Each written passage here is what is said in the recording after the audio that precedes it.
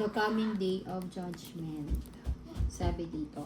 So, itong sa Malakay chapter 3, I believe that the Lord wants to prepare us for the coming judgment. It's very clear here na sinabi niya na we are called to repent.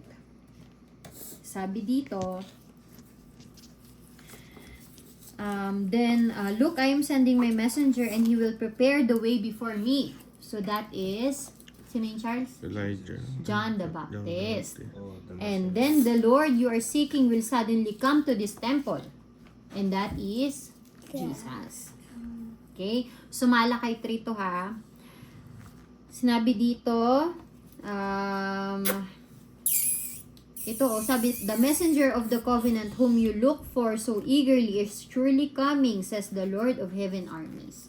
So doon pa lang sinabi na surely coming itong taong to.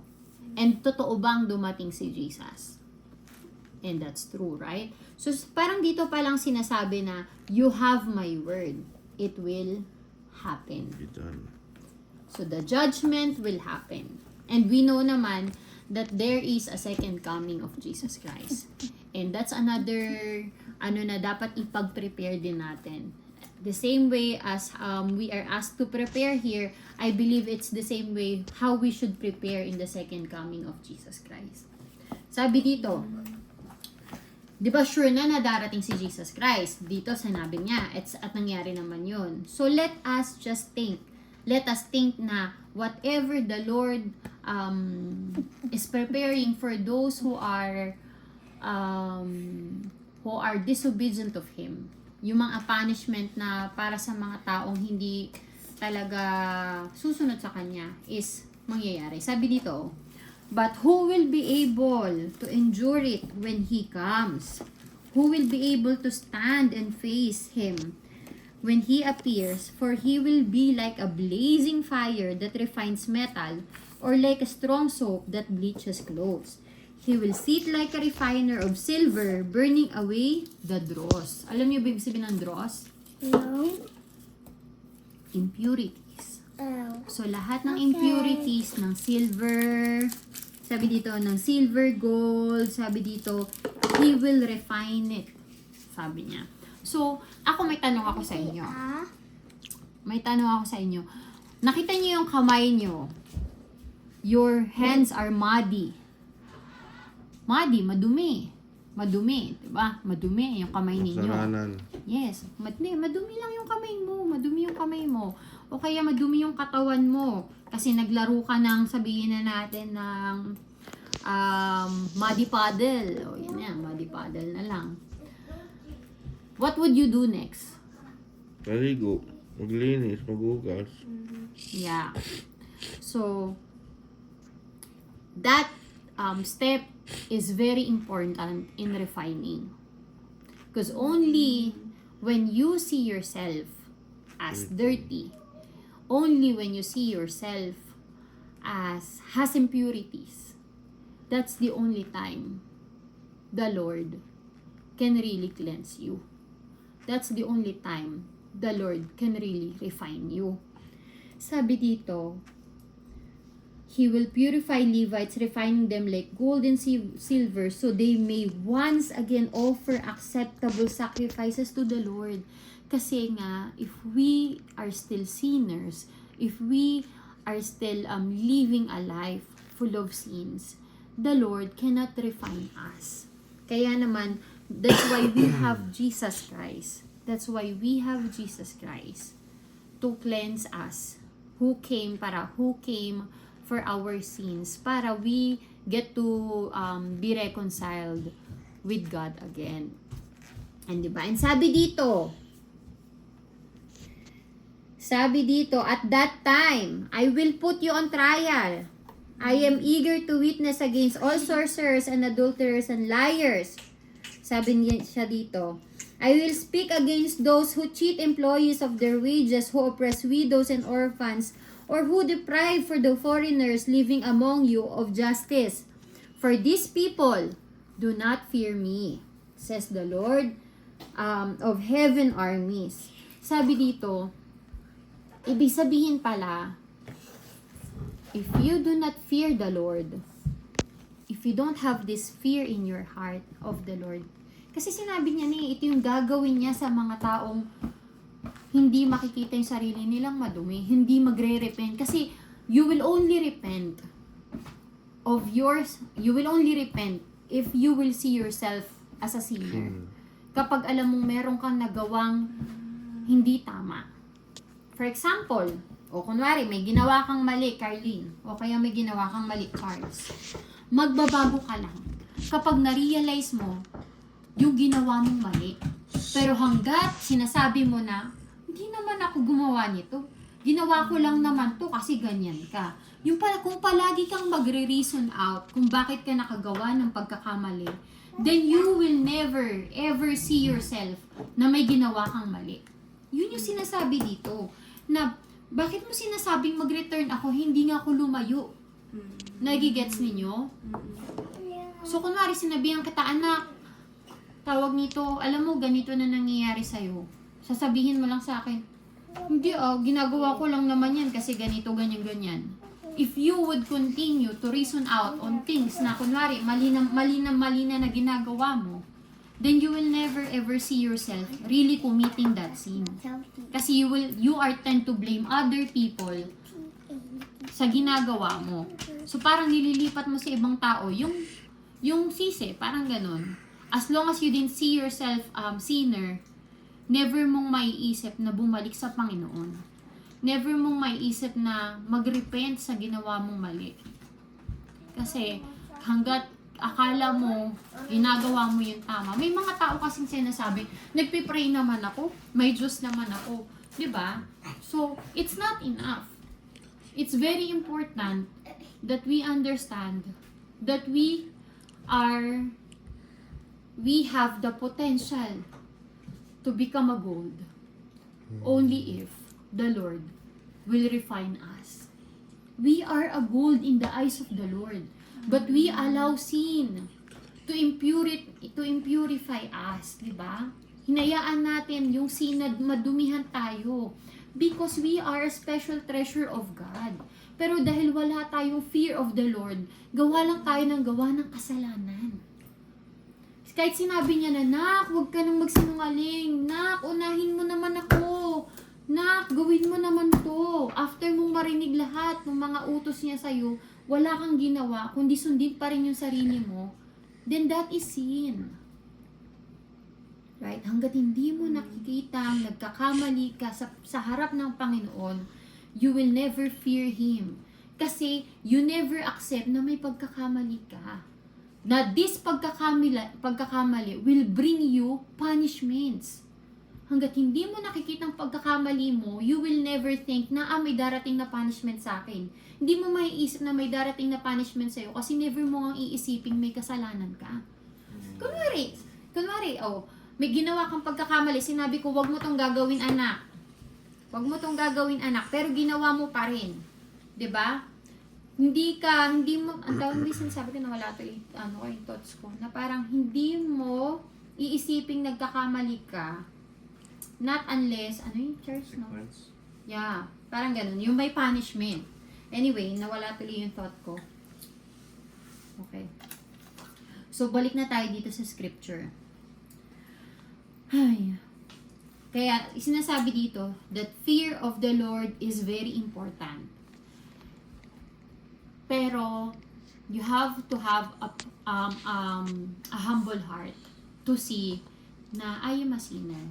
So, kapag ka nakita mo na yun, na you are a sinner, that will lead to repentance. Nagigets niyo? That will lead to repentance. Ang pinakagusto ko dito, dun sa sinabi dito, a call to repentance, dun sa verse na yun, ang unang sinabi is, I am the Lord, and I do not change. He is asking you to repent, diba? Pero hindi niya sinabi agad, magbago ka, you are a sinner, you are ganito. Hindi. Pinakita niya agad na I am calling you for repentance. Parang sinabi niya agad na ako to, hindi ako nagbabago. I will accept you no matter what. Yun ang una niyang sinabi. Diba? Yun ang una niyang sinabi. Tapos sinabi niya, now return to me and I will return to you. Diba? Diba? So parang sinabi niya na meron kang babalikan. Pag nakita mo yung sarili mong may kasalanan ka, when you see yourself so dirty because of your sin, I am here to still accept you. Yung sinasabi niya dito eh. Diba? Kasi sinabi niya agad, I am the Lord who do not change. I do not change. I am faithful. And if you return to me, I will return to you. Pero the first step is always to be humble before the Lord. Kasi how would you return to someone? 'Di ba? If you think na hindi mo siya kailangan. 'Di ba? Kasi pupunta lang naman tayo kay Lord kasi alam natin kailangan natin siya. 'Di ba? So, a humble heart, we need that. Second is a repentant heart. Because when we repent, then that's the reconciliation na doon na magkakaroon ng restoration.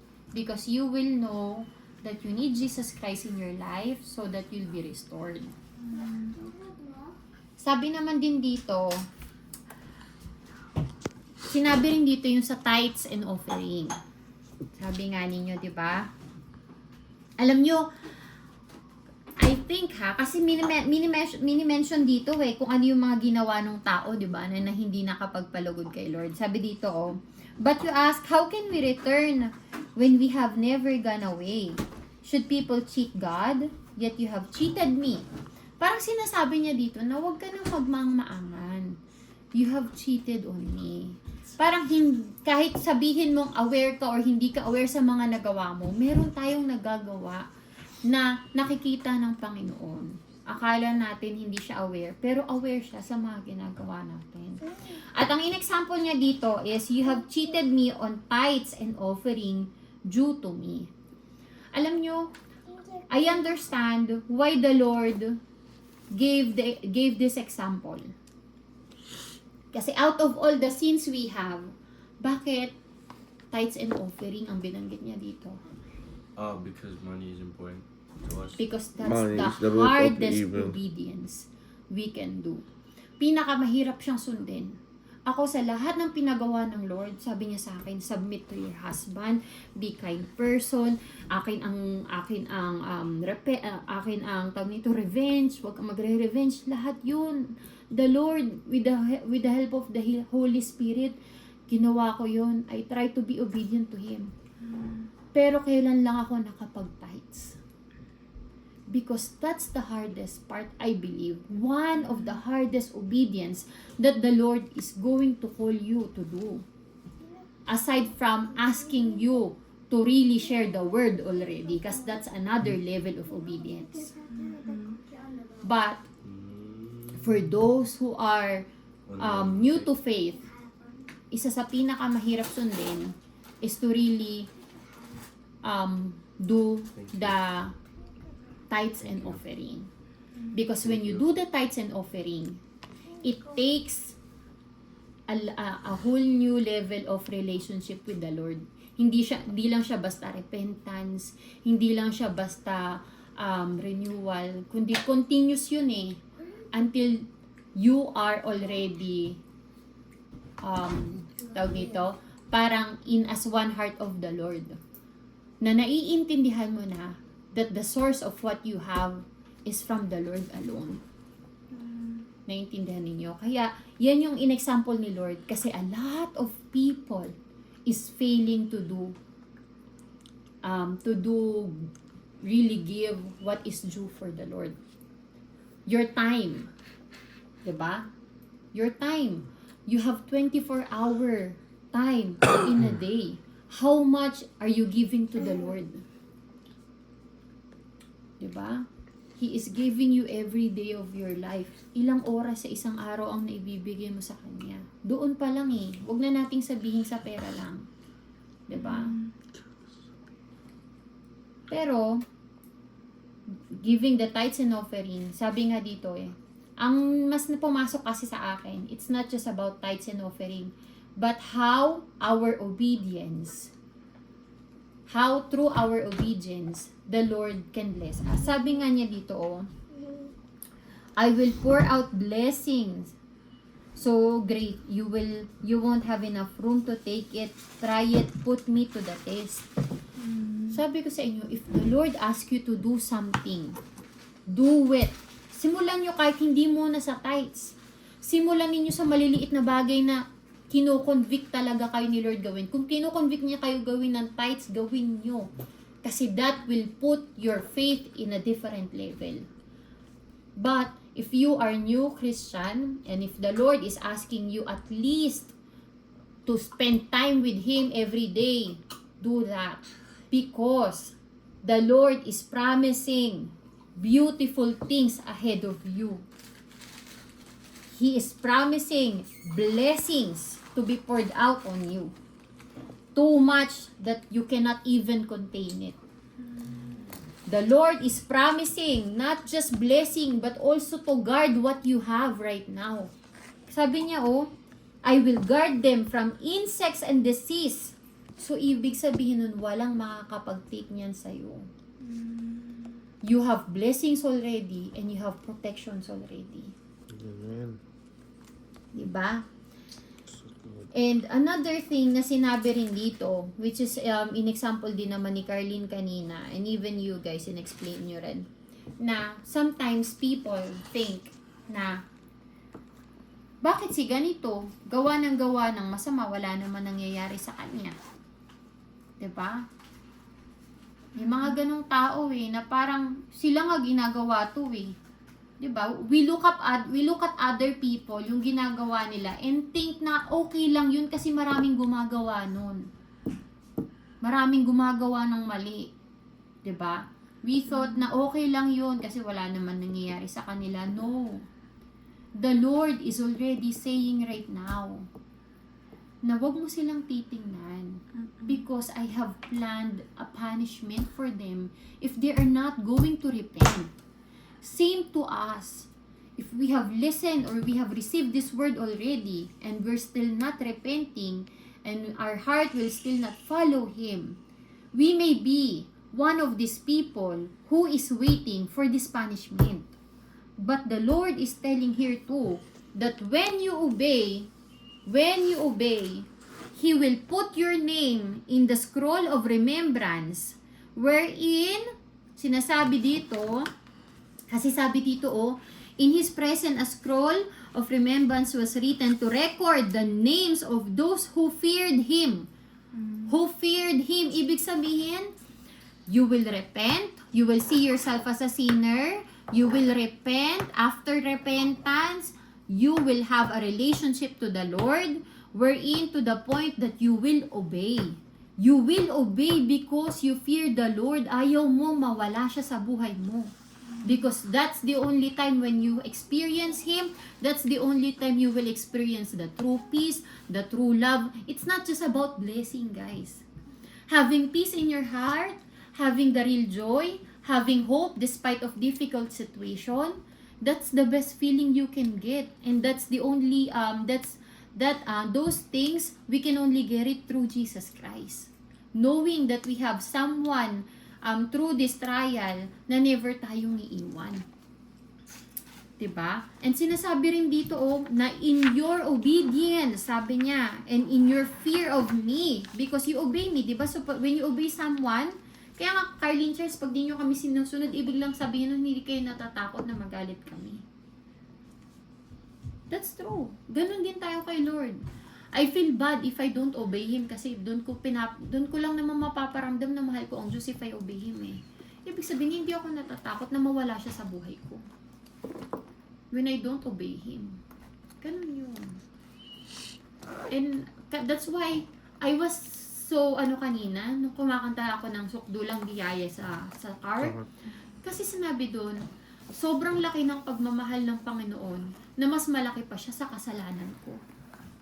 Ganun ko nakikita yung sarili ko, sobra kong makasalanan, that I don't deserve His love, but His love covers all my sin. So who am I not to obey Him? Who am I not to love Him? Diba? If He is the only one who accepted me despite of all my sins. And sinasabi dito, if you have this fear of the Lord, He will call you His own special treasure. And if you are His own special treasure, He will protect you. Sabi niya, I will spare them as a father spares an obedient child. Di ba kapag mahal na mahal, pagka masunurin yung mga anak mo, sobrang saya ng magulang. And He will do everything para sa mga anak nilang masunurin.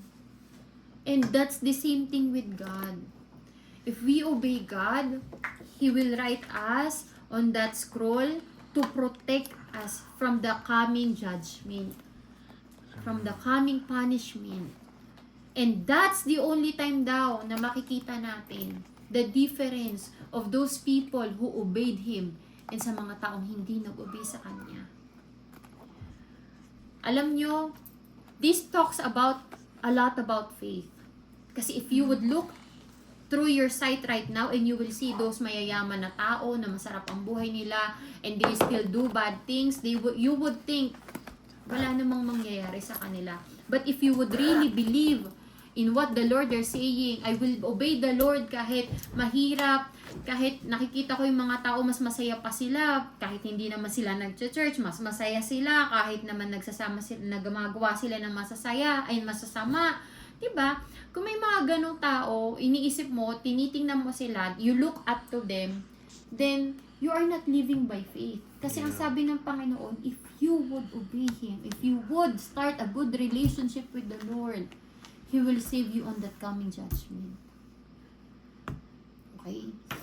So, I call you everyone, kids, to repent.